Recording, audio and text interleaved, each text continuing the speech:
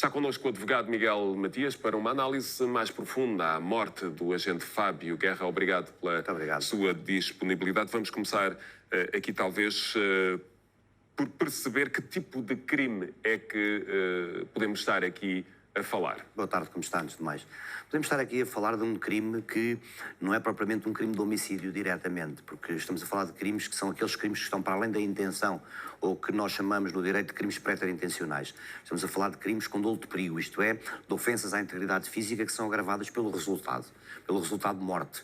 Porque o de que se depreende, nem sequer se conheceriam as pessoas, aquilo foi uma rixa, foi uma participação na mesma, com separação ou não separação. Isso são factos que incumbirá às autoridades apurar como é que decorreu, como é que ocorreu esta rixa, mas não há intenção, não se prevê ou não se antevê que exista aqui uma intenção de matar.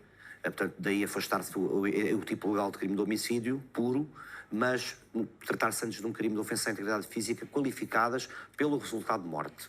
Portanto, esta é a tipologia legal que está aqui em causa. O facto da vítima ser um agente da Polícia de Segurança Pública é uma agravante para os eventuais responsáveis? Não é por si só uma agravante, porque os polícias de segurança pública não estavam, portanto, devidamente fardados, não estavam no exercício de funções, estavam como civis, portanto, a divertir-se numa discoteca, como qualquer outro cidadão, e por esse facto, não há aqui qualquer agravação. Mas não há um estado de prontidão dos agentes da PSP, tendo inclusivamente auto-identificados como agentes da polícia? Há um estado de prontidão e se se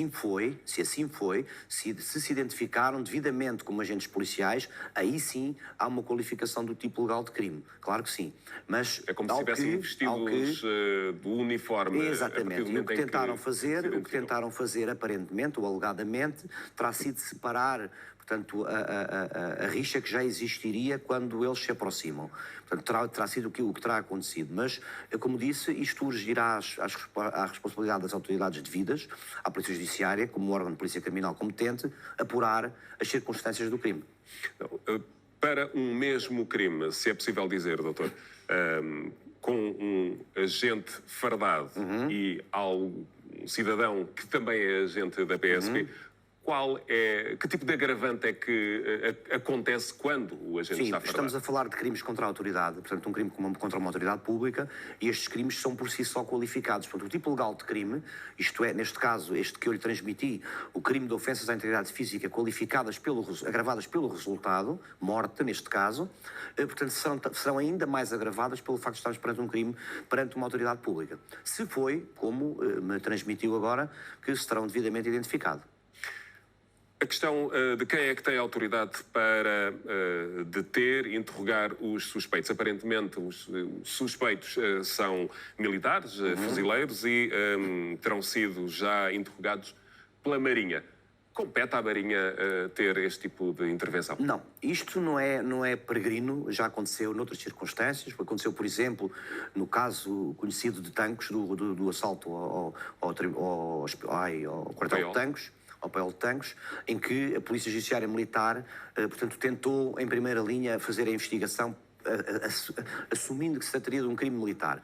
Neste caso é muito mais pacífico e muito mais líquido. Estamos perante um crime comum que foge completamente da alçada das autoridades militares e, portanto, não se compreende sequer como é que a Marinha que não é órgão de polícia criminal, não tem órgão de polícia criminal por si só, incumbiria, se assim fosse, à Polícia Judiciária Militar, portanto, pode arvorar-se a fazer atos de investigação ou de instrução, que são, neste caso, a tomada de declarações. Isto terá que ser feito pela Polícia Judiciária Civil, que será o órgão competente sob a tutela do Ministério Público, titular da ação penal, o único neste país, para o efeito.